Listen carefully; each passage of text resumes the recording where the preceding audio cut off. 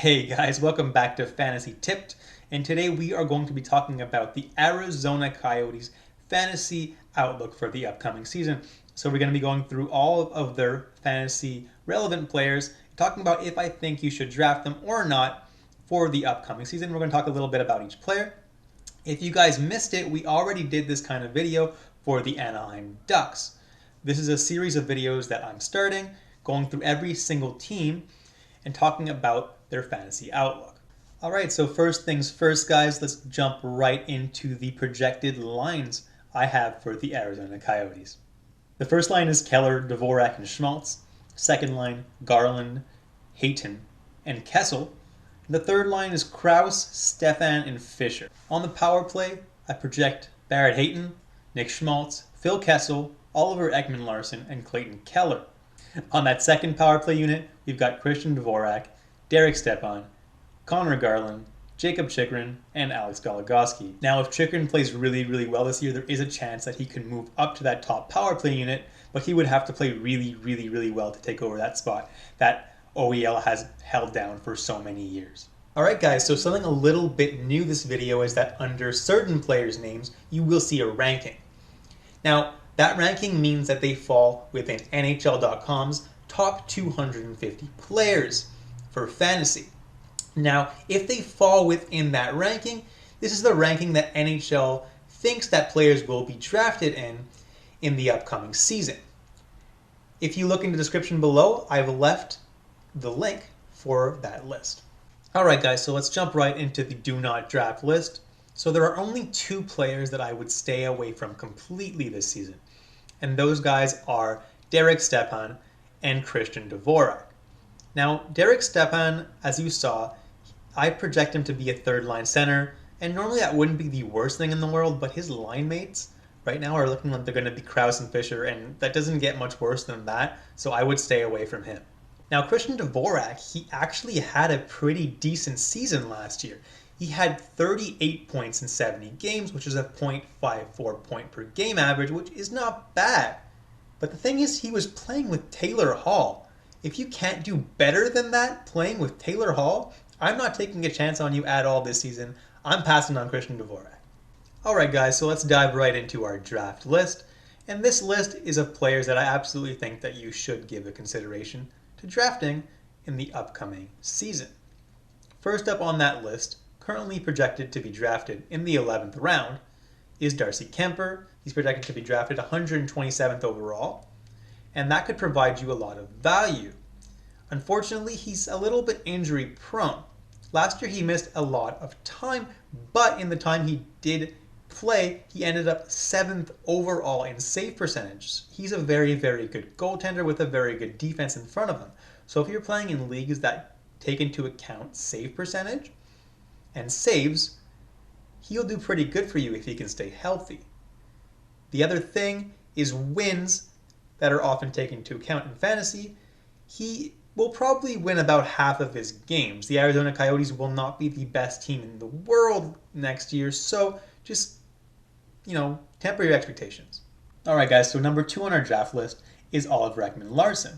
And he had a little bit of a down year last year, recording just 30 points in 66 games. Yeah, it's a little bit concerning when you factor in that he had over 2.5 minutes of power play time every game on a power play that featured Taylor Hall for more than half the season. The emergence of Jacob Chychrun is also a reason for concern. Diving a little bit deeper though, he shot the puck significantly less than in previous seasons, and on top of that, his shooting percentage was down. That should fix itself this year. I fully expect him to shoot the puck a little bit more this year, to get that shooting percentage a little bit higher this year, and for him to get back into the 40-ish point range. Of course, his floor isn't the highest either. His floor is just about 30-35 points, which is okay for a fantasy defenseman, but obviously you want a little bit higher. But when you factor in guys who are being drafted around his ADP, it would be guys like Muzzin and Girard, and I'd take OEL any day over guys like that, so I would absolutely take him in that range. If he falls in that range, draft him, because he could be a steal, and he has a lot more upside than a lot of these other guys being drafted in that range. So third on the list is Phil Kessel. Phil Kessel's a pretty good player, we all know that, But last year he had an off year. It was a little bit strange. He only recorded 38 points, and he actually had some time for a little bit playing with Taylor Hall. So it's a little bit strange how his numbers kind of sunk down a little bit. But I fully expect him to bounce back this year. I think that he will be playing alongside Barrett Hayton, young guy with a lot of energy, and I think he'll be able to help Phil Kessel bounce right back. Now, Phil Kessel has another very interesting stat associated with him. He has one of the longest active Ironman streaks in the NHL. He has played 844 straight games. So if you want to draft yourself a team that won't get injured, Phil Kessel is a guy that you should draft on that team. The odds of that happening are so low. This guy's played so many games straight, and he will not miss another game this year. Now, I also project for him to get back on track offensively. I think he'll record at least 50 points this year. I think he'll be a lot better on that power play. I think he's really working on himself this offseason so that he can really show everyone that he can bounce back and can be that great player that we all know next season. Alright guys, so next on the draft list is Antti Raanta.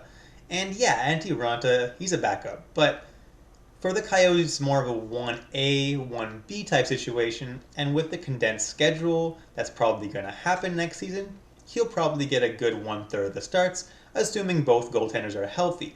Now, both Kemper and Raanta are kind of injury prone.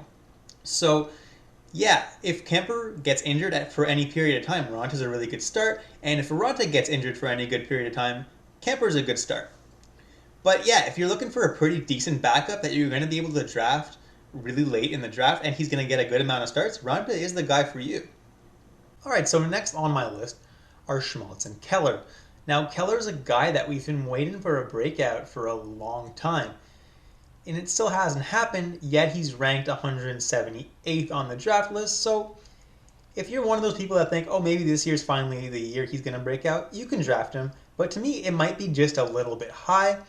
Whereas Schmaltz, I think, will be playing with Keller and will probably get just about the same amount of points as Keller and is unranked on that draft list. So I think Schmaltz is a much better value pick than Clayton Keller.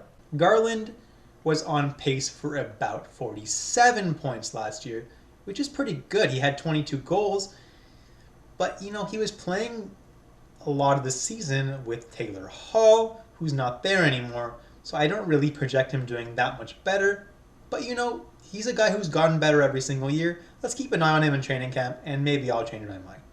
Alright guys, so we've reached the keep your eye out for section of the video. And just like the title suggests, these are guys you should be keeping your eye out for, and maybe we'll be drafting these guys. But I'll be looking at these guys in training camp, and I'll end up telling you guys if you should end up drafting these guys or not. The first of these guys is Jacob Chychrun. And he had a pretty decent season last year. He was starting to break out right before he got injured. He had a stretch of games in February with 7 points in 7 games, and he was looking really, really good. Then he got healthy, and the playoffs happened, and he did a whole lot of nothing. So it'll be interesting to see how he looks in training camp next year, and if he can take even that next step and be a really good fantasy option next year. We'll take a look at training camp, and I'll let you guys know.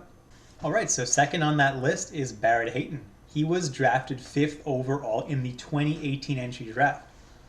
He's a pretty good player. He played last year for the Canada World Juniors team, recorded 12 points in 7 games, and looked really, really good. This year, he's planning on making the Arizona Coyotes, and they don't have a whole lot of depth on that team, so I see him getting a spot right away in those top 2 lines. At the very worst, he'll be playing as a third-line center to start off the season. Now, right now he's playing in Finland, and as of this recording, he has a point in 1 game. Keep an eye on him there, and we'll see how he does in training camp. So what about Alex Goligoski? Listen, I don't hate Goligoski. He's a guy who you'll draft in a really late round, and he'll pretty much guarantee you 30 points, which is the absolute bare minimum amount of points that you want from a defenseman that you draft. So yeah, he's decent, but he doesn't offer a whole lot of upside. I'd much rather take a risk and grab a rookie D-man like an Evan Bouchard who plays for the Oilers, and that offers a little bit more upside in my opinion. One thing to note though is if you are in a league that gives a decent amount of points for blocked shots. That's where Goligoski gives a little bit more value. He was 11th in the league last year in blocked shots, and he's pretty consistent in that category. So if you do count block shots in your league and they have a pretty high value, you know what? Goligoski isn't the worst guy to draft. Go ahead and pick him up. Just keep in mind that if Goligoski goes as early as he's currently ranked, it's not really worth drafting him. It's much more worth grabbing someone else with a little bit more upside. So what about Lawson Crouse? Please, please, please do not draft him if you are in a standard league. He tends to go pretty high because of the large amount of bangers leagues. Crouse is a guy you want to draft in those bangers leagues. Last year he was 9th overall in hits with 201 last season. Now, he also got 25 points in 66 games, which is pretty good for a guy who you're drafting just to hit. But absolutely do not draft this guy and expect offensive production, because he's not going to give you that. Last but not least, guys, is Ilya Lyubushkin. I kind of threw this one in just for fun. This guy's kind of a human wrecking ball, and he averages 3 hits a game just like Crouse. But unlike Crouse, he doesn't put up any points at all. So if you're in a categories league and you're really, really desperate just for a hit specifically, you could pick him up. Like, he could be a streamer, but please do not draft him in any league. Hey guys, you've reached the end of the video. Thank you for watching all the way through. I really appreciate it. Drop a like, subscribe, and let me know in the comments how I can improve these videos. Until next time, guys, stay safe, stay healthy.